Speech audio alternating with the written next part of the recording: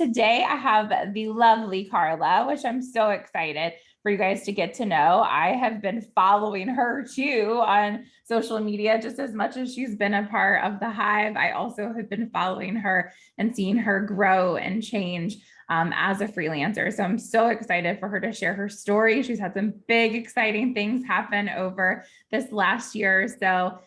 So without further ado, I would love to introduce you to Karla and let her tell you a little bit about herself. Thank you so much, Brooke. Thank you for having me here. So I'm Karla Pámanes. I am originally from Mexico, but I've been living in the US for over half of my life. So I think I'm going on 18 years. I went to school in Texas to study graphic design, and I landed a great corporate job at a media company that they own cable network TV channels like HGTV, Food Network, Travel Channel, and another, like many more cable networks. I was there like thinking like, okay, I did an internship with them, and then I asked them for the opportunity. And even like I asked for the opportunity for the internship, and then I asked for the opportunity for the full-time job. So if anything I've learned in my life has been like, just ask. And Yes. So then I was like, maybe I'll be there just for a couple of years to gain some experience. Those couple of years turned into 10 until Discovery acquired the company and my whole department was laid off. And my next step, I thought like, well, maybe I'll freelance. And I had a couple of clients that have looked for my services, especially like logo design, which is like my favorite thing in graphic design. So I thought like I could just figure out how to freelance. And then, but I also I was at the same time looking for jobs, because I was like, well, what I really love about my corporate job was doing good work for good whenever we partner with nonprofits and make a big campaign. We always had a yearly campaign to raise $1 million for United Way, and I was always involved in that campaign. So I really love like designing campaigns and doing it like even doing it with more joy, because it's for a good reason. Yeah. So I landed a job at an agency that only did work for good. So my previous job was in Tennessee. Then we moved to Connecticut because of my husband's job. So that my next job was in an agency in Connecticut. But at the same time, I was freelancing on the side. So it was only a 4-day work week. So it was perfect. So Fridays for me is like full-time, like dive into my freelance business. And then I learned about Allobee, which it was such a great place for me to find more opportunities to work for other entrepreneurs, because those are my people. I really want to help entrepreneurs and help them with grow their brand. Like for me, being part of their dream is just everything for me. So that's how my career started. That's how I ended up freelancing. The pandemic hits and I lose my job again. I'm laid off again. So I took it as an opportunity to go full time in my business. I decided to come to my hometown in Mexico. I'm actually still in it. This was last year, but I came here for the summer again. And the joy of being flexible, like we decided like, let's stay for the rest of the year. So unfortunately, my dad passed away last year because of the pandemic. But for me, knowing that I was just on my own and having like nothing that made me like have to go back, it was just the catalyst for me like to keep doing this.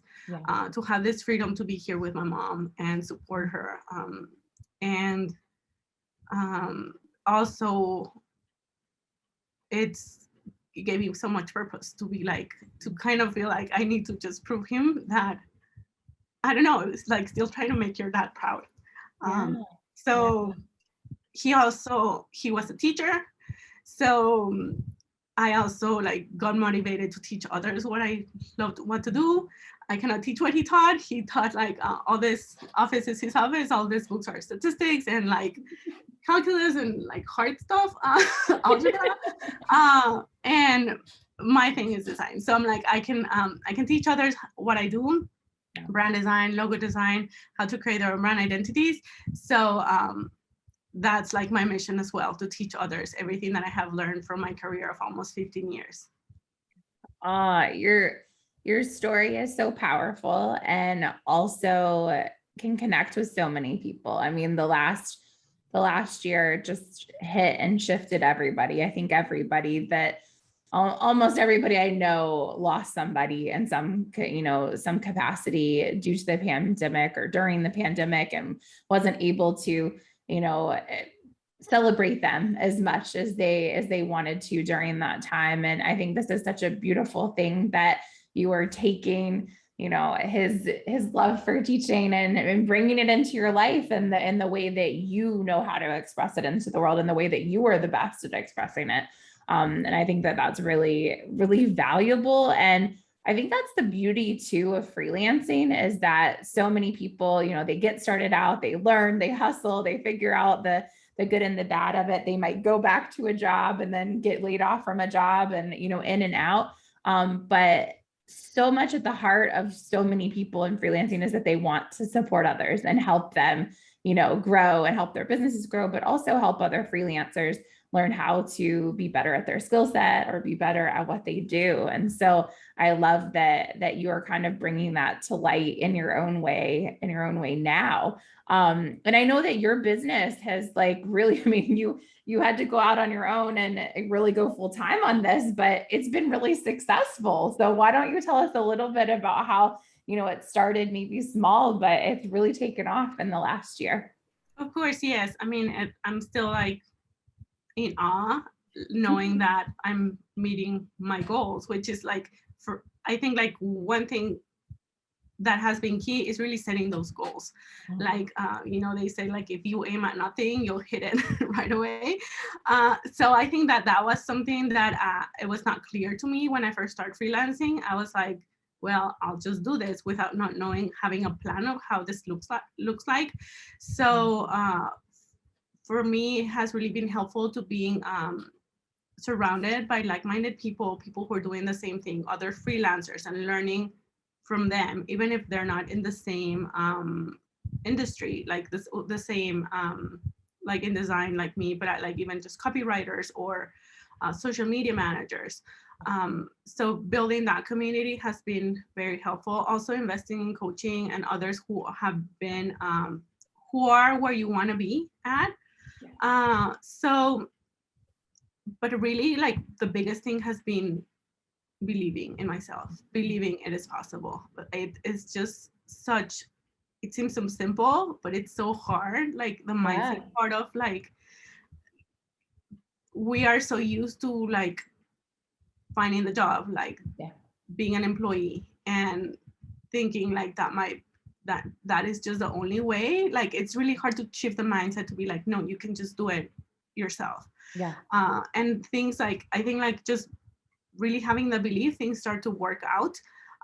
Also, it really helped me to be a freelancer part-time, like just being doing that as a side hustle and start learning and improving to by the time that by choice I had to become a full-time freelancer. And I did look for a couple of jobs, and I remember I had this interview and I was just cringing. I'm like, no, I don't want to do this. Like, I don't want to, like, especially when I ask about like hours, they're like, well, we expect you to be like from 8 to 6, like on call. And like, that's what I like. The biggest joy about a freelancer is like I set my own time. It doesn't mean I work less sometimes, but it's on my own terms. Like I can just take a break and take my son to tennis lessons. I can take a break and sit down and eat with my son and pick him up from school and those things. And I think like other than like the goal setting, like again, like being surrounded by community and having people to help you and coaches. And one thing that I've learned along the way, like networking is key. Like just go and make friends. Like it's not about like go network and like look for the lead. No, like really just make real connections, real friends. And I mean, and they don't have to like to be in person. Like I've met so many amazing people like you, Brooke, like just online, and be of service as well, like help other people. It's just everything that you give comes back to you, like and especially when you give it from the heart and not just like not giving it expecting to receive anything, just like be just a giver of like your knowledge, and of your time as well. It doesn't have to be like give all your time, but like, you know, just really like give that time to create and build those relationships. Yes, for sure. And I think the whole giving concept, it makes me think of when you were earlier in the conversation talking about how you loved when your company was able to do things for like United Way and do those. And it's definitely kind of been a theme throughout your career. It seems like that you've really gravitated towards the times that you're able to give of your talents and also give your time to support others and teach others and all of that. And I think a lot of times we think that giving of our time or supporting is, you know, going to end up burning us out, but it doesn't. If we do it in the right way, if we make sure we're intentional about it, maybe we don't give, you know, tons of hours, but we give very quality time with whatever we're giving, and to support others. And so I think it's essential. And I think that anytime as a business owner, when we are more of a giver or a servant leader and approach it from that way, that maybe we don't scale or grow as quite as fast as everybody else, but we'll be around the longest. We'll be the ones that are still there because people remember that. And I think that that's really important. As any freelancer listening, is that, you know, just to make sure that you're consistent with your giving and your values and who you are, and keep showing up, and people will still come back. So you've had a lot of, you know, success over the last bit of time as you've gone into freelancing, and whether it was as your side hustle or as your full-time gig. And obviously flexibility was very appealing to you for a freelancer, which it is for many. And I'm sure that was a driving factor for you. But a lot of people always ask, and I know this wasn't one of the questions, but people always ask me this. And, you know, as you have more and more flexibility, a lot of people have a hard time figuring out how to be productive with that flexibility. So maybe you can share just like a quick tip or trick on how you found the best ways to be productive with your time now that you're full-time on your own. Yeah, I totally agree. It's hard to, it's so easy to go to, you know, when someone is expecting you to show up at your workplace. And, you know, if you have someone that it's like that they're expecting you, and when it's like yourself, it's so easy to just let it go, like, okay, like a little bit later, like we're just, it's harder to make promises to ourselves. So the thing that I have made really key, it's like not negotiating, like especially like CEO time to put a time on my business. It's so easy to just put on client work first. And even before that, for me, it's like, even if it's just like ideally 15 minutes for myself to sit down and journal and try to just meditate a little bit. Like it's just, or just find like affirmations and try to prep my head to get started. And I'm trying to make that be a non-negotiable part of it. Also, I live by my calendar, like my Google Calendar, I just love that it's color coded. So I live by my calendar. I block time for work. I block time for my meetings. I block my non-negotiables to be present for my family. I use Asana as like for organizing my projects. I also like to have I now have a designer in my team that helps me with the design load. So we collaborate in there. It's just about really planning our days, planning our weeks, and even like our whole year as much as we can, like planning vacation ahead. We were talking before we jump in the importance of like blocking vacation and actually make it happen. Yeah. And even though I really try to just be all digital, I live by my planner, like my paper planner. Yeah. I feel so much joy of like scratching things like with my pen. I even do like, it's a two-step process. Like it feels like double accomplishment. Like I check it, and then I just cross it over. Yes. But it's good to have everything like digitally, especially as like I move my workplace anywhere I need to be. But I do like my paper planner and like to see it, like write things down and just write down my priorities for the day. It's really, I wish I could say I'm really good at it, like that I'm consistent on planning the day ahead, but I think that's really important. Like it really helps, like if the day, at the end of the day, just write down what's next for the next day. So the next day we already like have like an intention of where to go. Yeah. And I'm planning on, on being more consistent on that.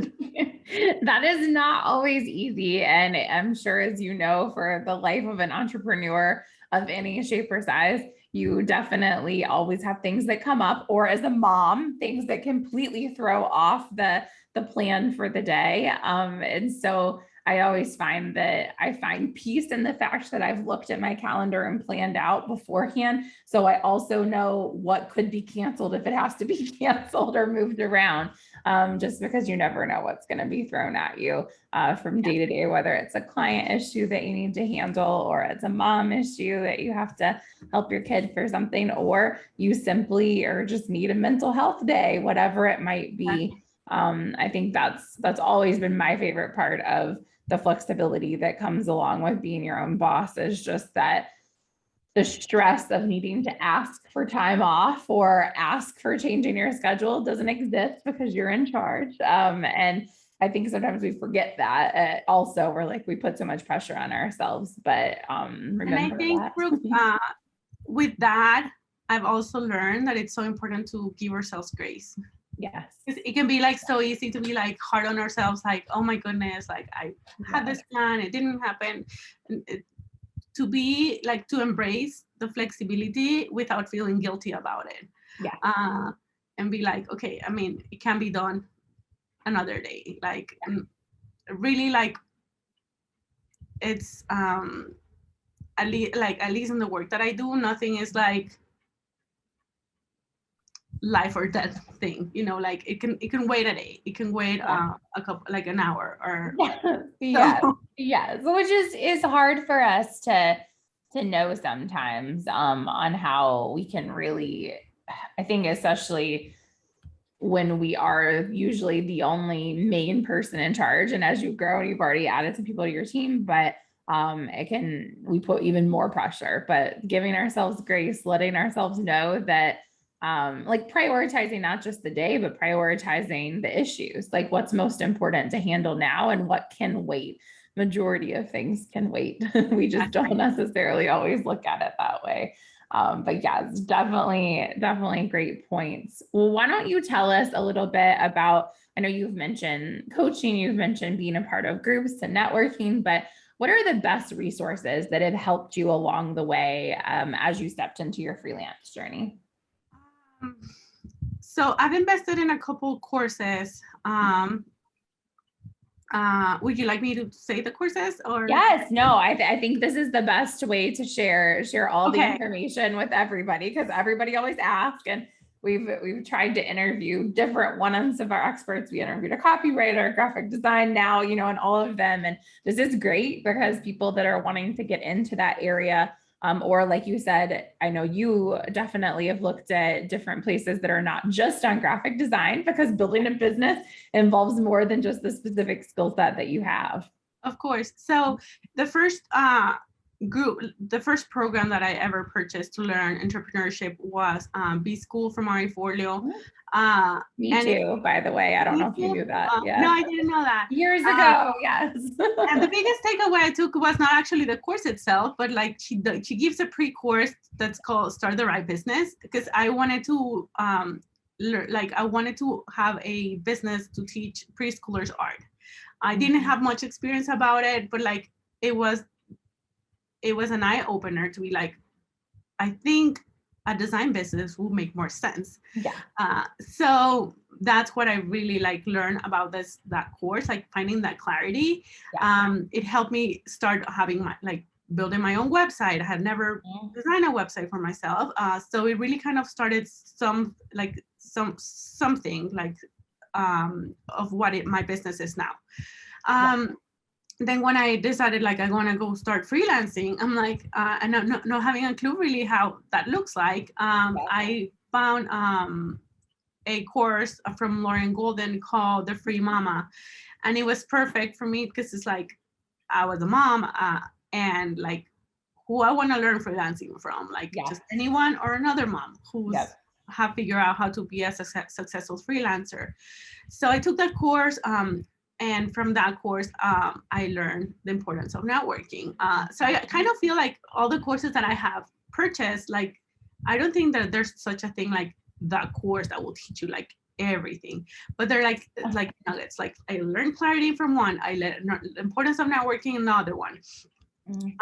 And I also invested in this course from Kathy Heller called Made to Do This, which is like very holistic, very like believing in yourself. Like if I learned something from there, was like believe in myself, believe it is possible.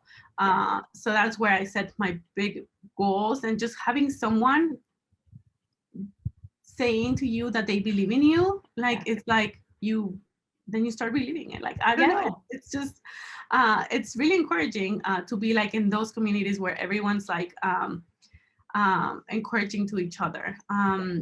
I also did self-made with Britt Morin. I've learned many things about like business and marketing. But if anything I gained from all these courses that I have learned, it's the importance of being present and helpful in the communities. And I've also been intentional to join these communities because like that's where business owners are who might need my services as well. And it's just good to build real relationships with them, see how you can help them. And I have had great clients come up from there, and like some have not been clients but have become great friends or connectors or cheerleaders. So that's what I enjoy the most of joining like online communities and programs. Yeah. So I would say sorry. Yeah.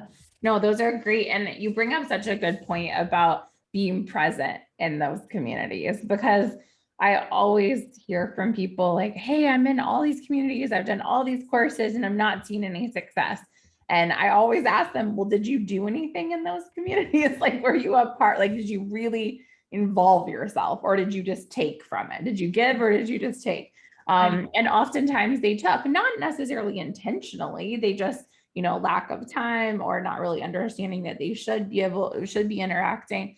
But it's so valuable. I mean, that is how I literally built my career and then built Allobee, was just by being a part of these different groups. I know you mentioned Lauren Golden, like we became friends and we're able to support each other. She helped to provide a lot of the early Allobee experts and continues to. And it's been, we have similar businesses, but very different, and we're able to support each other. And I always believe that there are plenty of seats at the table. We just need to keep showing up in our own individual selves and how we approach things. But I think it's so important for us to show up in those groups or in real life if you're able to, when you can. But there's so much value in the online space. And I love when I hear stories of others that have been able to grow their networks and be able to build businesses based off of their experiences just by getting to know people virtually, because there's so much value there. So thank you for sharing that. Yeah, and for me, like I love like how then things connect, you know, because of Lauren, I learn about you, and then I learn about Allobee, and then I apply. So it just helps everything. Like you see how being intentional of like being of service in the community adds up into like building great connections and friendships. Yeah, for sure. What is your favorite quote? I always love to know this about people.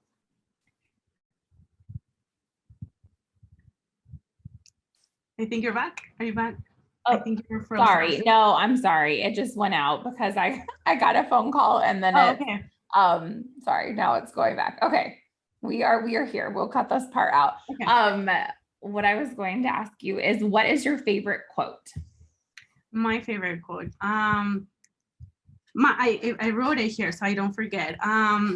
It's believe you can and you're halfway there. I can't remember who said that, but they're not my words. So don't quote me on that. But yeah, like I think I was interviewed this year about it. This like the same asking for a quote, and like this, I feel like this is my quote because it's really what has made a huge difference in my first year for full time as a freelancer. What really shifted the needle was having the mindset of believing that things are possible. Yeah.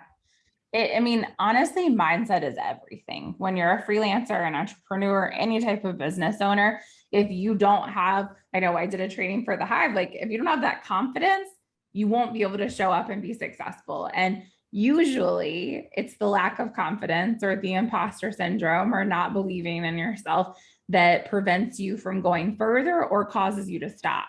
And I hate seeing that because it's all about that belief. There's nothing super special and completely different in anybody that's 10 steps ahead of you, except for the fact that they truly believe in themselves and they keep working on it. Whether they do every day or not is different because we all struggle, obviously, but we just keep showing up and we keep trying to believe in it, which I think is really big and important. I was trying to look for this quote that I share with my mentees. It's from Simone Biles.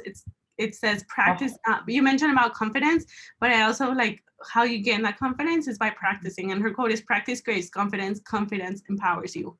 So it really is like showing up and practice and keep doing it. That's how you build your confidence as well.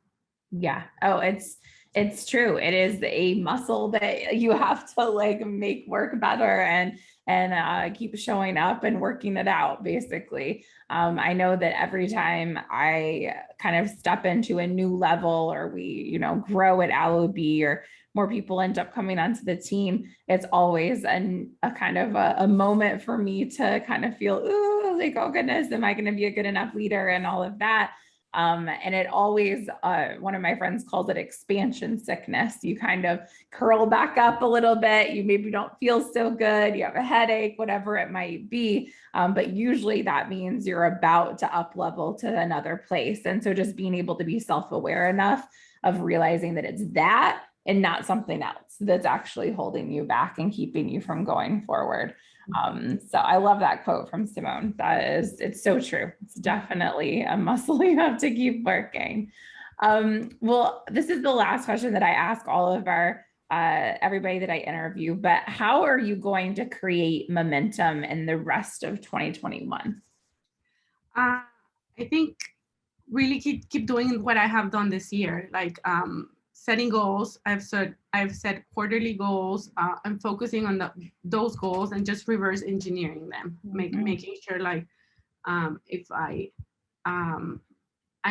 would like to just to meet my goals, I would like to have 6 more clients, brand identity design clients. So then I have to look at my numbers. What is my conversion ratio? How many people I need to talk with?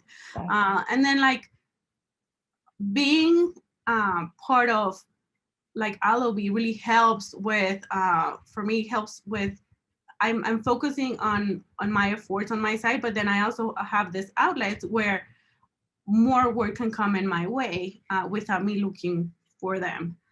So that it's really helpful to have like diversify my way to bring work as a freelancer.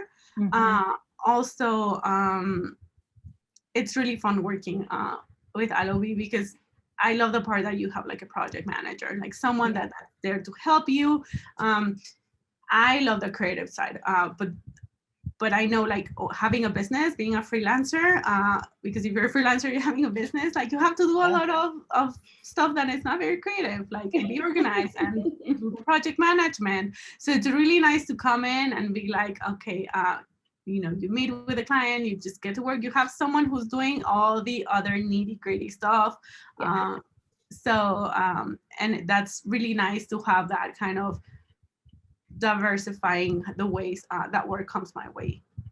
Yeah. I mean, it's definitely what I hated doing as a freelancer when I freelanced myself. I hated that others that I loved building websites. I loved working with the clients, having conversations with them, but I didn't like all of the payment processing and dealing with contracts and all of that kind of stuff. And so that's why I knew that's what I wanted to build into Allobee when I created it. I really wanted our experts to be able to have more time, and then also to have a place that if they, were getting, like, let's say they had been side hustling and then they were needing to get some extra jobs as they were going full time on their freelancing, really just for those in between weird transition times in life, because I had experienced that multiple times myself.